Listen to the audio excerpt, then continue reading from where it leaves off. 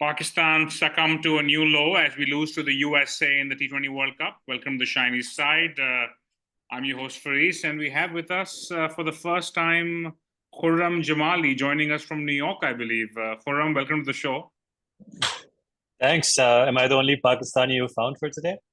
It's a good question, right? Because man, I've been doing this for less than a year now, and I thought the Afghanistan game, the show after that, was the low. But this is definitely a new low when it comes to Pakistan cricket. But what's your initial, immediate gut reaction without getting into details right now?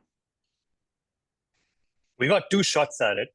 You can make an argument that first time around, we lost a toss that we were unlucky to lose. Swinging conditions, seaming conditions. But we took it deep. Our fast bowlers did a good job right at the tail end with the last 4 overs in particular. And then take it to a super over and then just complete and utter disaster. So the key for me, Faris, is mental toughness or the lack thereof, which was just not present throughout the match. Yeah, I agree. So look, I think generally we start the show with a 30-second summary, and I guess for the day it's your first, so I'll just do that for the game. It's not going to be straightforward. So 30-second summary is US won the toss, put us in. We were 26 for 3, and then Shadab and Babar put up 70 runs in about 7 overs, at which point it looked like Pakistan would put up a good score, but that was about it. And then we eventually collapsed to 159 for 7. Somehow, Pakistan managed to, even though we didn't get too many wickets, we kind of stayed in the game, and it looked like we made a comeback, and it looked like we would kind of just nick it. But then I think they needed 12 and 3 balls, and they managed to get 11, went to a super over, and we conceded 18 in that super over, out of which 7 were from wides, and extras ran on those wides, and Pakistan just could not finish that game. So 40 seconds. But I guess to start off at the top, I guess if you look at the toss, right? So I think winning the toss was a no-brainer. Did you think we got given where we are, do you think we got a selection right? There's lots of questions. I mean, Babar and Rizwan are back opening. I mean, we kind of expected that. With Imad Wasim going out, you thought someone like Abrar coming in as a mystery spinner might have been a useful ploy against the side that probably has not seen anything like him. What did you make of that? So I have a theory on Abrar, Faris. I think they've purposely not played him in the warm-ups. I think they've purposely not played him right now. We have this tendency on our good runs for like a player to show up in the World Cup like halfway through and just turn it on. And Abrar is considered somewhat of a mystery spinner, right? Like he's not really played in the main leagues around the world. So my guess is they're holding him for something better down the line, because otherwise I don't understand. I really don't understand why they I still think we're haven't given giving him a too shot. much credit to the management, but that's what I keep wondering. Why have we not seen him so far, right? It just makes no sense, especially today. If you've got Imad injured and you're not bringing him in, then when are you ever going to play him? Exactly. And look, Imad being injured has definitely hurt the balance of this side, right? I mean, I think everybody's been talking about dropping Azam Khan. He's just looked completely out of sorts at the international level. But really, you didn't have much of a choice. I mean, it was basically a toss-up between him and Saim, right? For me, that was the right choice, actually. You go with your settled opening pair that can deliver in conditions that are unpredictable. So I don't think, apart from the Abrar question, I don't think they got team selection wrong. They have the 15 that they have. And I think they made what. So if we start with Pakistan's batting, we were 26 for 3. We probably had a horrendous, I would say not this power play, but we had a horrendous first 8 overs or so. What did you make of that? Do you think it was down to overcautious batting? Was it the bowling quality? What was that come down to? I don't think it was overcautious batting. I mean, look at the way that we lost our wickets. Apart from perhaps Rizwan, who got a really good ball, I thought. The next 2 wickets, they were both sort of preventable. The sort of heave into the offside. Especially, really, I mean, the Usman Khan wicket, right? Like you have one fielder out in front of you, and you kind of find him somehow. Yeah, exactly. So really wasn't required at that point. And then Fakhr was looking good. Tried to get too cute. So no, I don't think it was that they went for their shots. I just thought the shot selection wasn't great. Yeah. And I think again, mental toughness, it comes down to that, right? Like they just got in their minds thereafter. And if it weren't for that little period where, I mean, Babar looked completely out of sorts, but he stayed there. Yeah. And Shadab gave him good company. Yeah, they put on And if it 72 weren't and for that, 40 balls, right? So, I mean, that kind of brought us back in the game. And at one point, it looked like we could get a lot more yeah, than we did. yeah. And then the injury break. I mean, I'm not entirely sure what happened there, and if it was like a serious injury, how come he came into that? It's beyond me why he came in for the Super Bowl, but we'll get to that, I'm sure, down the line. Yeah. And so this Kenjige guy bowled that 13th over, however I'm pronouncing his name right, where he got Shadab, and then he immediately got Azam. Now, I was hoping when Azam was walking in, maybe this can be the day he can prove all his doubters wrong. The platform was there. Perfect platform for it. And he missed what was pretty much a straight one, which didn't spin too much. I mean, I don't even know what to make of that. Lazy shot. Just a lazy shot. I mean, he just didn't commit. And I guess it's the lack of confidence, I suppose. I mean, the confidence goes so far for Reese. One really interesting data point from the last match on Azam, right? He dropped 2 catches against Ireland. In his entire PSL career, I believe he's dropped 0 or 1 catch in his entire PSL career as a wicketkeeper. And he dropped 2 in one game. So again, this is the mental toughness that they just don't actually prepare Pakistani cricketers for, which And I think in the same innings, I mean, again, you mentioned we had no Imad Wasim, altered the balance. We went with an extra bowler, and we perhaps the tail looked a bit long. I think one small mistake we made, by the way, which could really be costly, which was costly, I guess, is we sent Haris to bat before Naseem Shah, which I did not understand. Naseem Shah is clearly the more seasoned batsman. He just won the PSL final for his side, done it on the international stage too. So just one more run, let alone a 6, could have been a different result here. Yeah, it really could. I mean, I think we lost all the little battles, right? This is fundamentally the issue, I think, everybody talks about with Babar's captaincy, right? There's really it doesn't seem like there's a lot of thinking going on. There's just there's a blueprint that is decided for each match, and then whether it's working or not, that's the blueprint that's followed. I don't understand why Haris is coming. And Naseem has won you 2 internationals with his 6s as well. I'll bet against Afghanistan, but they're not they're a team to be reckoned with now as well. And Haris ended up facing like 6 odd balls, so it's not like 6 odd balls could have been a big difference had Naseem faced those. Indeed. A game which went to finish on a tie, right? Like, so I mean, like I said, like you said, there's so many little things we could be talking about. We'll be here till tomorrow. But I guess coming to a bowling, we didn't necessarily start really well. I think Ahmed started how he ended by bowling a couple of wides in his first over.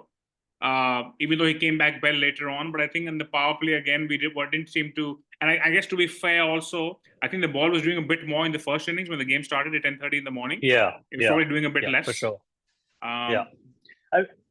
That was my argument for a bit, but then I mean that argument goes away in the Super Over, right? I mean it was completely even then, and it was completely a disastrous over. Again, mental toughness. They made the right call with having a left-right combination, and that played into Amar's head. And then the extras. I mean, you're bowling a wide, and then you're constantly on each wide. We gave away extras. There were three wides, and we ran a 1, 1, and a 2. So there were three runs from the wide itself, and 4 extra runs ran on those. Yeah. I mean, there's a huge difference between 11 and 18 in a Super Over, right? And there was again another key moment, right? So I feel like with 5 overs to go, it looked like we were back in it, and we had made 45 of 30. At which point we gave Shadab the over. Now, if I'm going to take you a step back, and I'm going to take you to the India-Pakistan game in the last T20 World Cup, where Kohli and Hardik Pandya were batting, and Babar saved Nawaz's over for the end. In my view, at that time, that was the right call. It did not come off, but I think it was the right call because you're better off going for the kill, bowling your best bowlers, and then you know what, you defend what you have. I almost feel like that was playing at the back of their mind here, where they gave Shadab that over then. Because again, I feel like you may still lose, but I would have kept Shadab back at least maybe till we lost another wicket or 2 or something like that. Because he gave like 11 in that over, and the equation went from 45 of 30 to 34 of 24, which was much simpler at that point. Yeah, I mean, I think that's a toss-up, right? Hindsight's 2020. For me, this again. You don't expect Babar to, usually not. He tries to be safe. This was the safe option. Yeah. And he backed his star bowlers to sort of take it deep thereafter. So I don't necessarily disagree with that choice. And the fast bowlers backed him up. All of them did a good job. Haris Rauf, perhaps with the two sort of low full tosses, like you would argue, maybe could have done a little bit better. I guess my question for Reese is, do you give Amir the super over or Naseem? Well, I think the choice was between those two. I think, again, I would say in hindsight, it looks like a really poor choice. But Amir did bowl an incredible 19th over, right? So I guess that's what probably tilted in his favor. But I think Naseem was probably the guy more likely to get you a wicket, perhaps. And in a super over where two wickets means it's done, I think a wicket adds a lot of pressure. So I would have gone for Naseem, but I don't think it was an obvious no-brainer in my view. Because, again, I'm not even the biggest fan of Amir being back in the side, to be honest. Having said that, given the 19th over he bowled, I don't think you can begrudge them for that too much. But it's just the extras for Reese in the first over he bowled.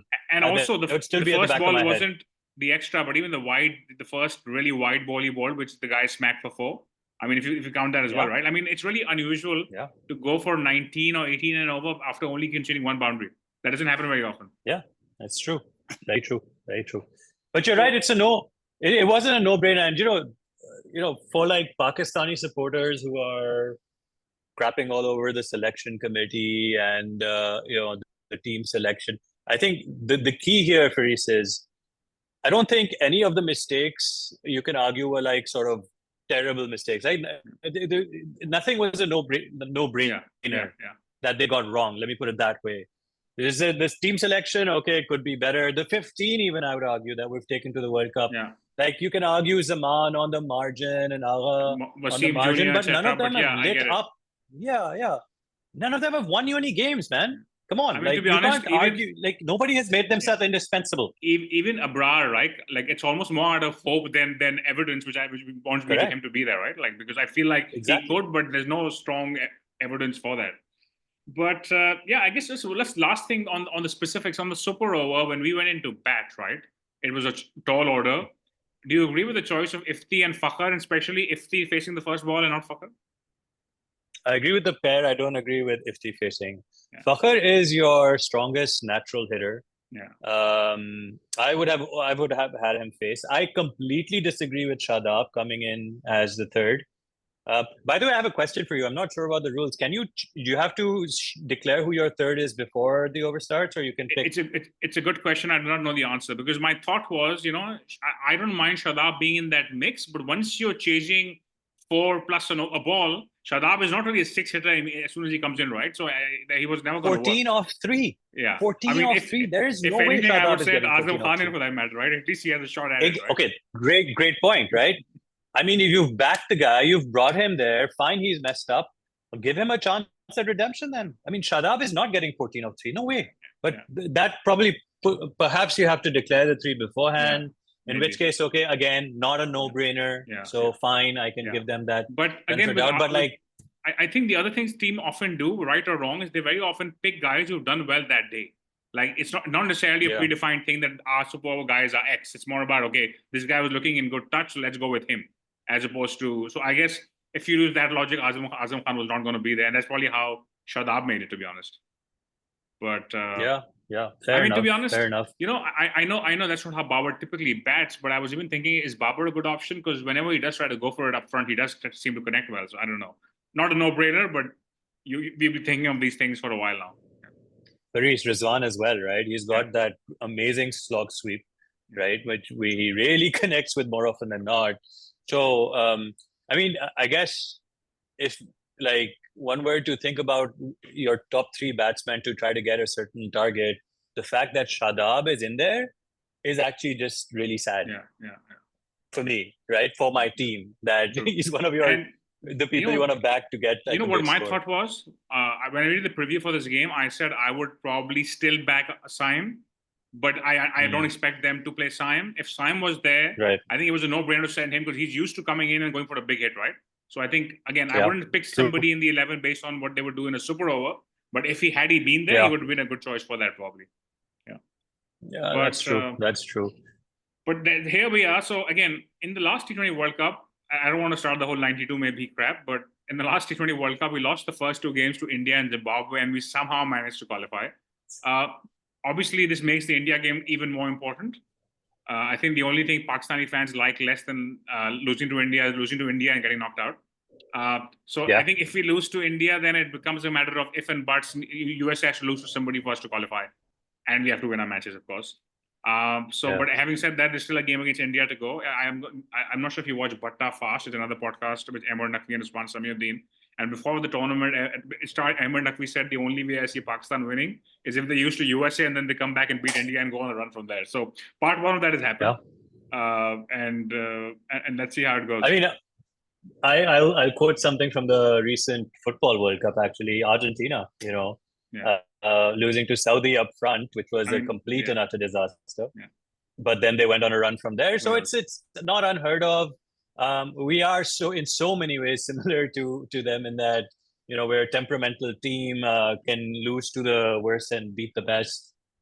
So reliant on the IMF, and, that too. No, I think the next game is you're right.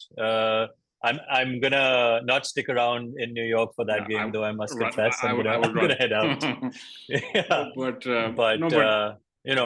I can't help myself. I will be tuning in and hoping for the best and supporting the team, man.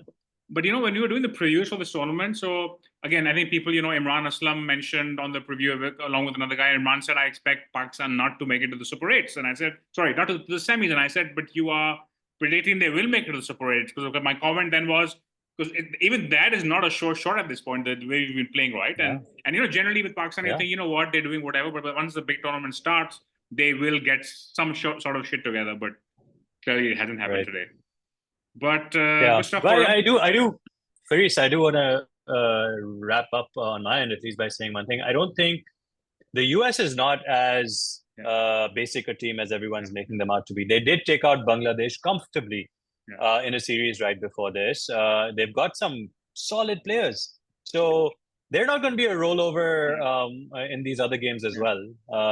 Which makes the job tougher for us, actually. Yeah, true. And also, and what I noticed was right up front is how amazing the out cricket was. Like, where normally if you're playing a team that's a non-test playing nation, stuff like fielding, running between the wickets, so on and so forth. But they were getting all of those basics spot on, right? Like I understand they can bat and ball, but all of those things were completely spot on. So I'm quite impressed by it. And I've never seen them play before this tournament, to be honest. So yeah, exactly. That set the tone. Yeah, exactly. I mean, we had someone from our high school who used to bowl for them. Usman Shudha, I don't know if you remember him, but he used to actually use a fast bowler for the American team. I didn't realize that. Yeah. I think I don't think he's played a World Cup, but he played for them in the 50 over games. Wow. I think they were in a World Cup before this at all? I don't think so. I've never seen them. I've never watched them play a game in my life, so I'm pretty sure they haven't. But this is amazing for cricket, though, I must say, right? For the growth of cricket in the US. I was actually in a subway station and there were like ads running for the Cricket World Cup, and I was like, I didn't expect this. So it's pretty exciting for cricket overall, as heartbreaking as it is for. And to be honest, it was an entertaining game. If we were playing Australia in this manner, it would be a fun game to watch, right? But it's at the US, so But anyway, Khurram, I know I'm keeping you from a busy day in New York. So thank you for joining us. No worries. My pleasure. Thanks for having me, Faris. Always a pleasure. I'd love to have you on again. And those of you watching, if you have a view on what went wrong and where do we do from here, please leave a comment. And we'll be back in a couple of days to preview the India-Pakistan game. In the meantime, stay tuned to the shiny side.